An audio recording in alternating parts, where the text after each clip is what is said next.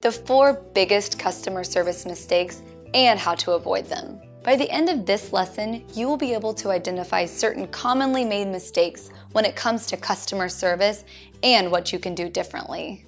Although your customer service can either boost your company's image way ahead of the competition or utterly destroy your business, most companies don't spend nearly enough time focusing on how to improve their service.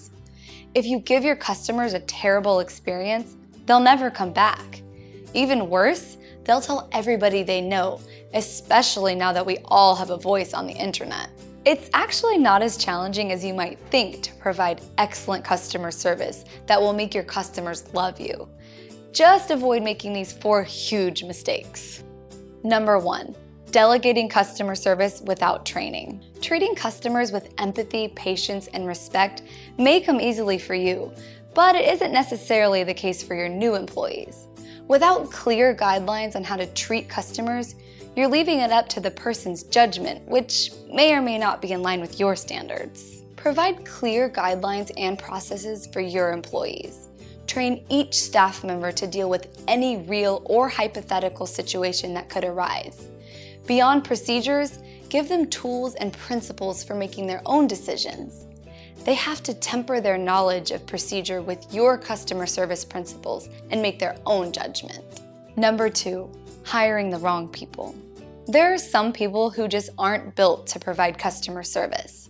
But anyone that you hire who has any contact whatsoever with the public needs to be able to interact with respect and concern for the customer's needs.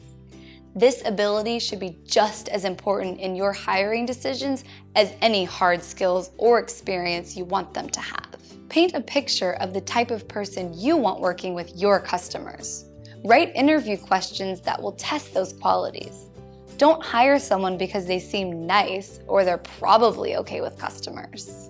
Number 3, no human connection. Nothing makes customers angrier than calling a business and having to deal with navigating a robotic automated menu.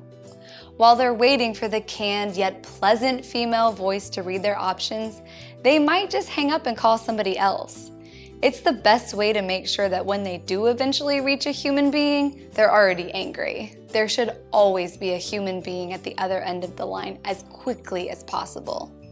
Make sure your service reps are there to answer questions and deal with problems, and set a time limit for answering calls. People will be surprised and pleased to hear a live human voice when they call. Number 4, the blame game. Even if there's been a disaster and it's not your fault, you need to take charge of fixing it. Blaming others shows a lack of responsibility. For example, don't blame another department within your company or some third party, even though it may be tempting because it takes the pressure off you. Instead, take the initiative. Don't be afraid to apologize for any inconveniences. When an angry customer calls, it's your duty to send them away happy and satisfied with their needs met. Too many companies only worry about customer service as damage control. They only think about it when there are problems. Instead, you should be proactive in making every transaction with a customer as positive as possible. Make it a point also to celebrate your successes, whether through identifying employees who have achieved a level of excellence or by posting customer testimonials.